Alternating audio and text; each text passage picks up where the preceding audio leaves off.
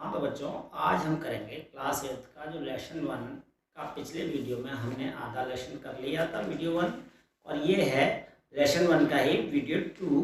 इसमें बाकी का आधा पोर्शन करेंगे हम। आप सब अपनी अपनी बुक में पेज नंबर 6 खोल लीजिए और उसमें अपना चैप्टर देखिए, जिससे आपकी समझ में आए। अगर आप चैप्टर ढंग से नहीं समझेंगे तो फिर क्वेश्चन आंसर्स वगैरह याद करने में और उनके उत्तर देने में आपको बहुत परेशानी होगी। हाँ, तो सबसे पहले आता है the Muslim majority areas of these provinces were given to Pakistan. Cyril Radcliffe drew the boundary lines. Thus, the two parts of Pakistan, that is West Pakistan and East Pakistan, lay on two sides of India. Later, in 1971, East Pakistan emerged as an independent nation named as Bangladesh. जो Muslim majority थी, जब देश आज़ाद हुआ तो Muslim majority ने अपना एक नया राष्ट्र बनाने का चुना और उन्हें दे दिया गया पाकिस्तान। और सिरिल रैडक्लिफ ने उसकी बाउंड्री ड्रॉ की कि कहाँ से कहाँ तक वो एरिया होगा, और उन्होंने पाकिस्तान को दो हिस्सों में डिवाइड किया, एक वेस्ट पाकिस्तान और एक ईस्ट पाकिस्तान, जो कि इंडिया ऊपर से इस तरीके से आता है। तो उसके दोनों हिस्सों पे एक एक साइड था, एक तरफ ईस्ट और एक तरफ वेस्ट पाकिस्तान, ठीक है कि नहीं। जो कि 1971 के बाद ईस्ट पाकिस्तान जो था वो एक अलग राष्ट्र बन गया और उसका नाम पड़ा बांग्लादेश, और उसके बाद पाकिस्तान केवल वेस्ट पाकिस्तान तक सीमित रह गया। ईस्ट पाकिस्तान उसमें से टूट के अलग हो गया।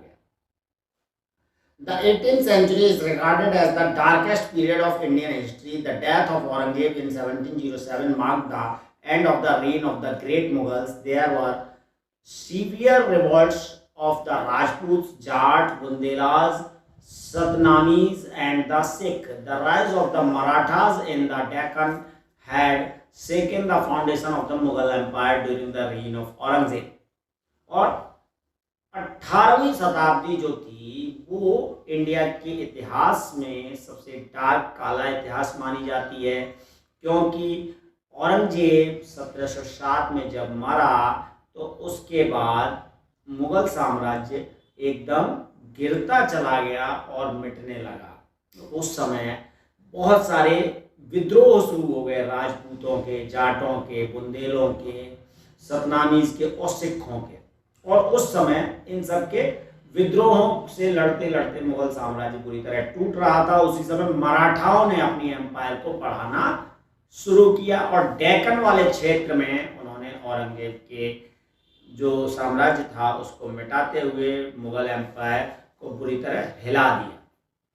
The इन्वेशन of Nadir Shah 1739 AD crushed the Mughal power. और उसी समय नादिर शाह आया 1739 में, उसने भी मुगल पावर को कुचल दिया है। Ahmad Shah Abdali इन्वेशन 1748 to 1757 AD and the third battle of Panipat 1761 AD proved disastrous for the Marathas and weakened the Mughals too।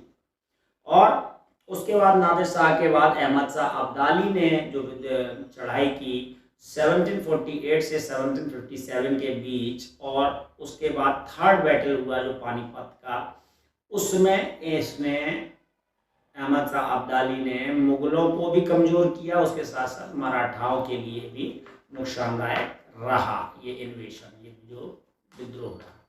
It gave a chance to the English East India Company to establish its hold on Bengal and pave the way for establishing the British power in India।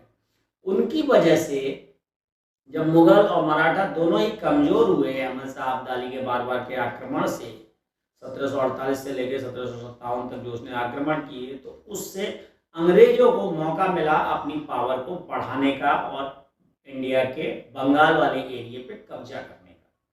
Taking advantage of the weakness of the Mughal empire, Bengal, Awadh, Hyderabad, Rohilkhand, Mysore, Rajputana etc. became autonomous। The three Carnatic Wars 1744 to 1763 AD proved decisive for the English। और लगातार तीन लड़ाइयाँ जो हुई वहाँ पे 1744 से 1763 के बीच, उसमें ये जो एरिया था मुग़ल एम्पायर का, बंगाल, अवध, हैदराबाद, रोहिलखंड, मैसूर, राजपूताना वाला, ये एरिया बहुत ही उनका इस पर जो पकड़ थी मुग़लों की वो बहुत कमज़ोर हो गई। मराठा भी इसको नहीं पकड़ पाए और इसको अंग्रेज़ों ने अपने कब्जे में ले लिया और इस पर अपना पूरा साम्राज्य स्थापित करना शुरू कर दिया। The political instability in India invited rivalries among European trading powers to gain hold over the country. It adversely affected Indian agricultural handicrafts and trade. Forms of art also suffered a lot. The English took the Indian trade into their hands. It caused exploitation of the Indians and ruin of artisans and craftsmen. और क्योंकि कोई निश्चित राजा नहीं था उस दौरान, बार बार लड़ाई झगड़े में राजा बदल रहे थे और बहुत सारी विद्रोह हो रहे थे, बहुत सारी लड़ाइयाँ हो रही थी, उसमें यूरोपियन क्षेत्र में इंडिया को बहुत नुकसान हुआ, चाहे वो कृषि के क्षेत्र में हो, हैंडीक्राफ्ट के क्षेत्र में हो, व्यापार के क्षेत्र में हो। इन सब में नुकसान होने के कारण इंडिया कमज़ोर होता गया और उस समय अंग्रेज़ों ने भारत के व्यापार को अपने हाथों में ले लिया, अपने कब्जे में ले लिया और उसको लेने के बाद उन्होंने भारतीयों का और भारत के जो कलाकार थे, जो कलाएं थीं, क्राफ्ट्स वर्क था, उसका दोनों का ही शोषण किया, बहुत बुरी तरह से उसका फ़ायदा उठाया, लाभ उठाया। Sources of history. The source material of the study of the modern period may be categorized as primary and secondary. अब इतिहास की जानकारी हम जो एकत्रित करते हैं उसके दो प्रकार के सोर्सेज होते हैं। सोर्सेज जो होती हैं, जिन स्रोत से हम ये से इकट्ठा करते हैं, उनको दो हिस्सों में बांटा गया है, एक प्राइमरी और एक सेकेंडरी। अब प्राइमरी सोर्स क्या होती है? These sources include original documents and literary evidences. जो ओरिजिनल फॉर्म हमें मिलती है, literary evidences, archaeological remains, audio cassettes, films, videotapes of incidents and interviews of important personalities, etc. form the primary source of modern history. State and national archives preserve these sources. अब जैसे audio tapes होते हैं, film होती हैं, video tapes होते हैं, कोई घटना की रिकॉर्डिंग होती है या कोई इंटरव्यू की रिकॉर्डिंग होती है, जो मतलब मुख्य रूप में प्राइमरी तौर पे लिखी या सुनी जाती है या रिकॉर्ड की जाती है, उसको आर्चिव डिपार्टमेंट भारत का और राज्य का state and national archive department जो है उसे संभाल के रखता है, उसको हम प्राइमरी सोर्स कहते हैं। सेकेंडरी सोर्स क्या होती है? These include the works of great historians and scholars, articles, reviews, books and newspapers. Such books and written records are available in the libraries. Secondary source में जो बहुत सारे इतिहासकार होते हैं, महान महान इतिहासकार होते हैं, वो चारों तरफ से पढ़ाई करके, खोज करके, साधनों को जुटा के, बुक्स वगैरह जुटा के, आर्टिकल्स जुटा के, स्कॉलर्स की रिव्यूज़ जुटा के, न्यूज़पेपर्स जुटा के, उससे वो जो डाटा कलेक्ट करके रिकॉर्ड बनाते हैं, उसे हम सेकेंडरी सोर्स कहते हैं। प्राइमरी से ढूंढ के सेकेंडरी सोर्स तैयार करना, इस प्रकार से ये खत्म होता है। नेक्स्ट क्लास में हम आपको एक्सरसाइजेज अवेलेबल करवाएंगे, लेकिन उससे पहले आप कॉपी में की टर्म्स जरूर कर लें, आपको पिछले वीडियो में भी बताया था, और आगे की एक्सरसाइज उसके बाद करें। Thank you.